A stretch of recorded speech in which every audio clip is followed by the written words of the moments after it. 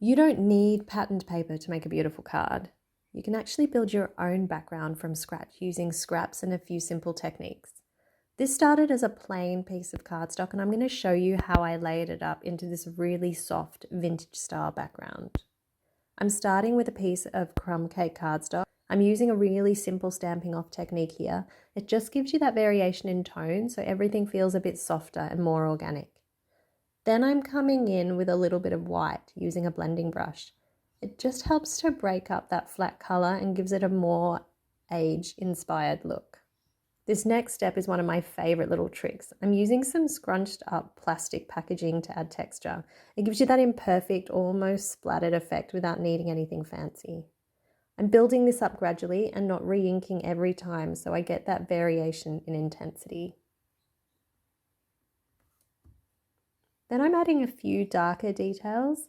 This is where it really starts to come together and gain a bit more contrast.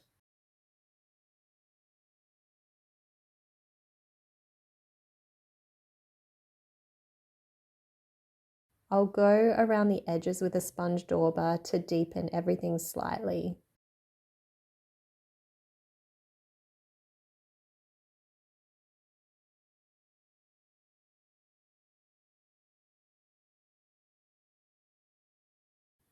And then I'm being quite rough with an edge distressor here. This is what really gives it that worn vintage feel. I'll just go back over those edges again and bring that depth back in with the sponge dauber. And this is where we end up, a really layered, textured background made entirely from a plain piece of crumb cake cardstock. Now the background is done, I'm going to add a focal image, and I'm keeping this really soft so it works with that vintage feel.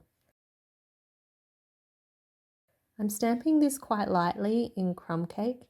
It gives that no line look, and I'm using my Stamparatus here just so I've got that safety net if I need to stamp it again.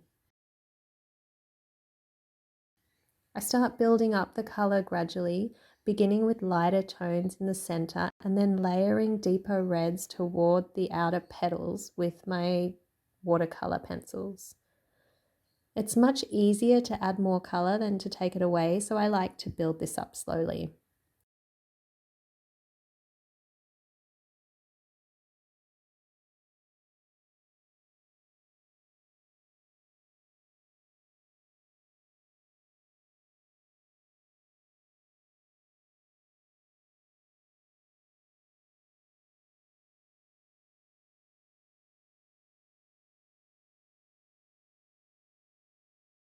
I always make sure my brush is clean and I keep it slightly damp, not too wet, so I've got more control over how the colour moves.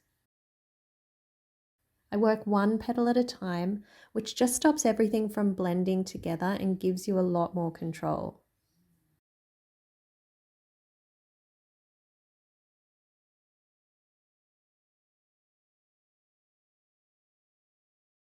Then I pick up some stronger pigment directly from the pencil to deepen those shadows and add a bit more dimension.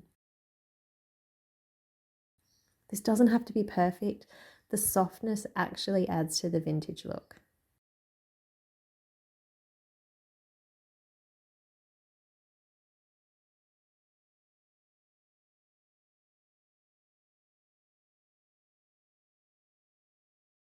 For the leaves, I use the same approach, starting light, then building in a bit more depth.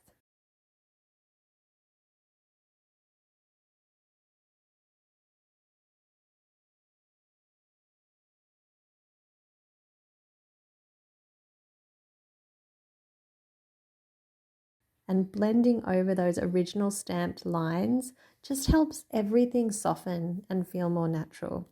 Now we can start bringing everything together. I've gone with a vanilla matte instead of white. It just keeps everything feeling soft and cohesive with that vintage style.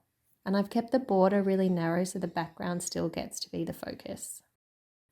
This is where we start building those layered vintage elements.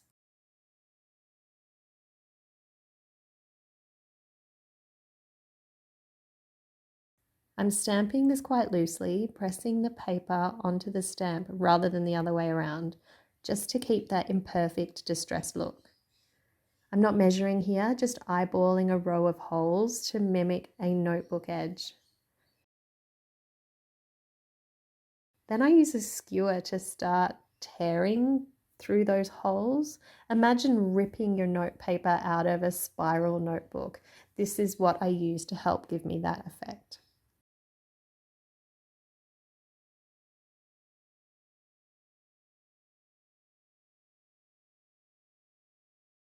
Now I'm going to tear the panel to size. Depending on the direction that you tear here, you'll get a different kind of edge. For this one, I wanted that softer, fluffy finish, so I tore towards me. Then I take it a step further. I start breaking down the fibers in the paper using a bone folder. Imagine almost like curling ribbon.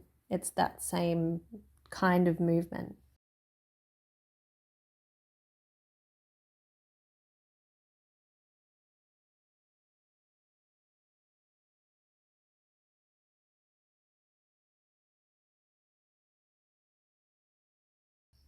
You'll start to see those layers separate, which gives you that really worn, textured look. In hindsight, I'd probably do the holes after this step, but honestly, it still works and adds to that distressed feel. And this is what you end up with, a really soft, torn notebook style layer. For the focal point, I'm creating a simple tag using crumb cake cardstock. I'm keeping the edges torn again to tie in with that distressed look and adding my sentiment directly to the tag.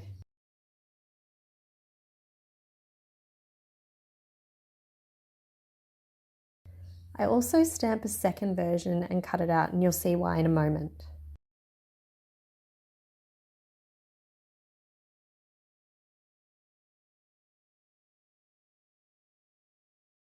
I shape the top into a tag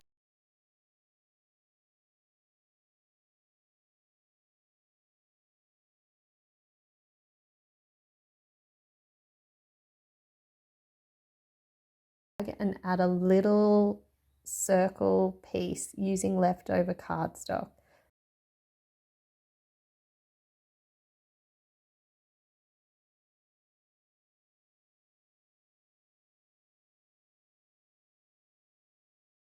Then punch a hole to finish it off.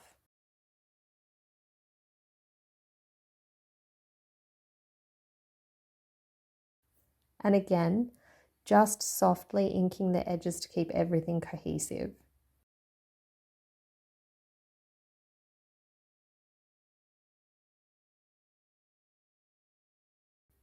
Now comes the part where we bring all the layers together, and this is probably the trickiest part. I like to lay everything out first and get a feel for the composition before committing to glue.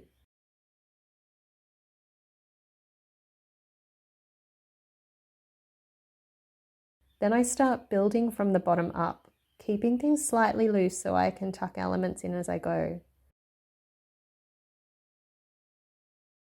I'm adding in a few extra scraps for contrast.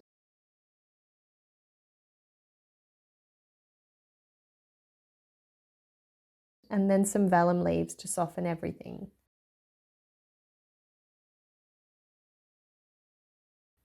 I attach some of the leaves behind the flower.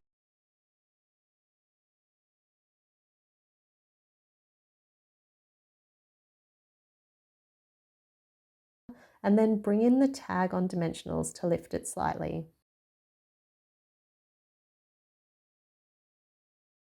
The flower sits over the top of the label, and this is where the extra stamp sentiment comes in.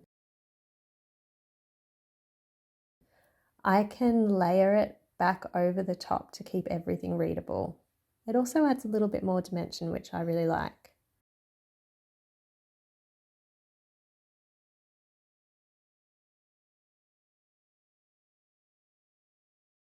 To finish it off, I'm adding a simple twine bow. Nothing too perfect, just something soft to tie everything together.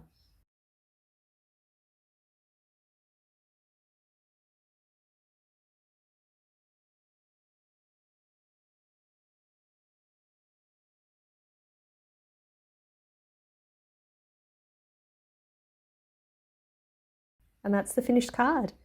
I actually made this based on an earlier version where I used patterned paper, and even side by side, it's really hard to tell the difference, which just shows how much you can do with what you already have. This is such a fun way to use up scraps and still create something that feels really detailed and intentional. I'd love to know if you give this a try or how you might adapt it using what you have in your stash. If this gave you some ideas for your scraps, a like really helps. And you're always welcome to subscribe for more like this.